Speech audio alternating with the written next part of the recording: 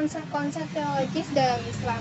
Dengan saya, Nabila Pasha sebagai host, dan hari ini kita akan membahas tentang topik yaitu konsep ketuhanan dalam Islam menurut Ahlus Sunnah wal Jamaah.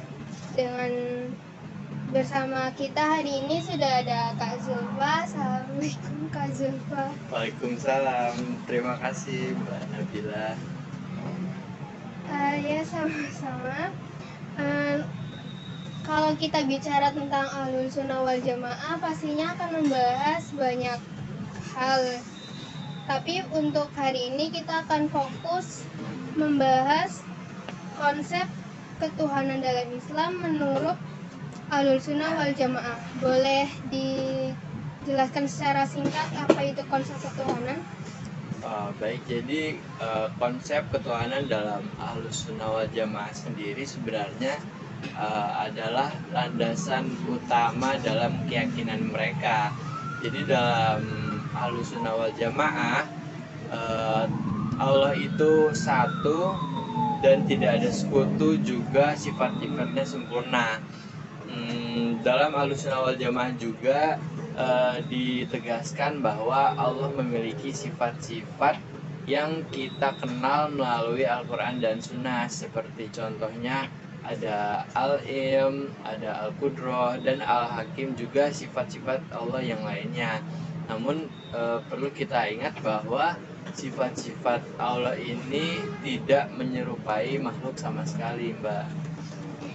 Jadi Ahlus Sunnah wal Jamaah ini sangat menekankan bahwa Allah tidak menyerupai makhluknya ya? Ya, betul sekali. Jadi di dalam Al-Quran, tepatnya di surat Asy-Syura ayat 11 diterangkan bahwa laisa kamitslihi syai'un, yang artinya tidak ada sesuatu apapun yang serupa dengannya. Jadi ini tuh prinsip utama dari Ahlus Sunnah wal Jamaah. Jadi kita hanya perlu mengimani sifat-sifat Allah sesuai dengan apa yang Allah dan Rasulnya sampaikan, tanpa harus membayangkan seperti apa bentuknya. Kan sempat disinggung tentang sifat-sifat Allah. Bagaimana Ahlus Sunnah wal Jamaah ini memahami sifat-sifat, misalnya sifat Al-Qudrah atau Al-Ilm? Apakah mereka memiliki pemahaman secara harfiah atau ada pemahaman khusus? Oh ya, jadi ini termasuk pertanyaan yang bagus ya. Jadi Ahlus Sunnah wal Jamaah itu memegang prinsip tanzih dan tafwid dalam memahami sifat-sifat Allah. Tanzih sendiri berarti kita mensucikan Allah dari keserupaan dengan makhluk.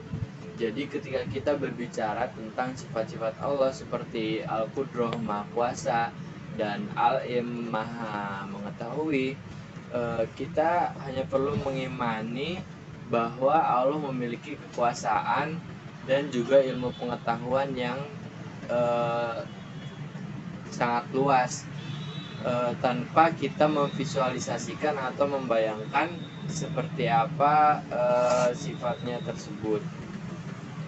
Jadi Ahlus Sunnah wal Jamaah ini cenderung berhati-hati dalam menafsirkan ayat-ayat tentang sifat-sifat Allah.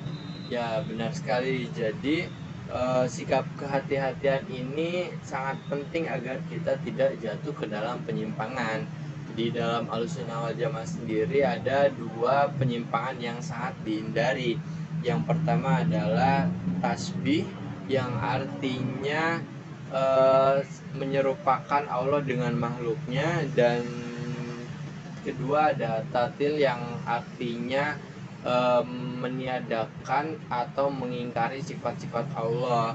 Jadi Ahlus Sunnah wal Jamaah mengambil posisi tengah dalam mengimani sifat-sifat Allah tanpa menyerupakannya dan tanpa mengingkarinya. Menarik sekali. Lalu terkait dengan yang tadi disebut sebagai penyimpangan dan adanya aliran-aliran yang mungkin memiliki pandangan berbeda tentang konsep ketuhanan ini, bagaimana Ahlus Sunnah wal Jamaah merespon pandangan-pandangan tersebut? Ya, jadi dalam sejarah pemikiran Islam kita bisa melihat bahwa ada beberapa aliran, contohnya seperti Mu'tazilah dan Asy'ariyah, yang memiliki pandangan berbeda terkait sifat-sifat Allah ini. Misalnya Mu'tazilah menolak banyak dari sifat-sifat Allah yang ada di dalam Al-Quran dan menganggapnya hanya sebagai metafora. Sedangkan Ahlussunnah wal Jamaah, terutama yang mengikuti mazhab Maturidi dan Asy'ari, mengakui sifat-sifat Allah tetapi tanpa memvisualisasikan atau membayangkan atau menyerupakannya dengan makhluk. Berarti dalam hal ini Ahlus Sunnah wal Jamaah mengambil jalan tengah dari dua ekstrim tersebut. Ya, tepat sekali. Jadi ini keindahan ajaran Ahlussunnah wal Jamaah. Mereka menjaga keseimbangan antara mengimani sifat-sifat Allah tanpa melampaui batas dalam penafsiran, tetapi juga tanpa menolak sifat-sifat yang sudah Allah dan Rasulnya sebutkan. Jadi kalau boleh disimpulkan, konsep ketuhanan menurut Ahlus Sunnah wal Jamaah ini adalah konsep yang sangat berpegang pada teks Al-Quran dan Sunnah, serta juga dengan pemahaman yang menjaga agar tidak ada penyimpangan seperti menyerupakan Allah dengan makhluknya dan menolak sifat-sifat tersebut. Ya, benar sekali Mbak Nabila.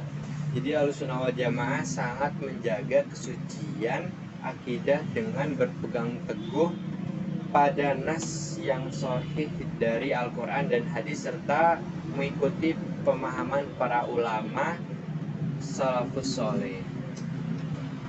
Baik, terima kasih banyak atas penjelasannya. Sebelum ditutup, mungkin Kak Zulfa bisa memberikan pesan penutup untuk pendengar. Pesan saya cukup sederhana.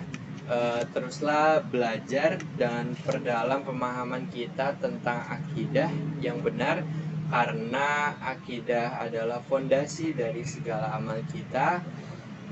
Berpegang teguhlah pada ajaran Ahlussunnah wal Jamaah, jangan tergesa-gesa dalam memahami ayat-ayat yang menyebut sifat-sifat Allah, dan selalu untuk merujuk pada para ulama yang memiliki otoritas dalam keilmuan.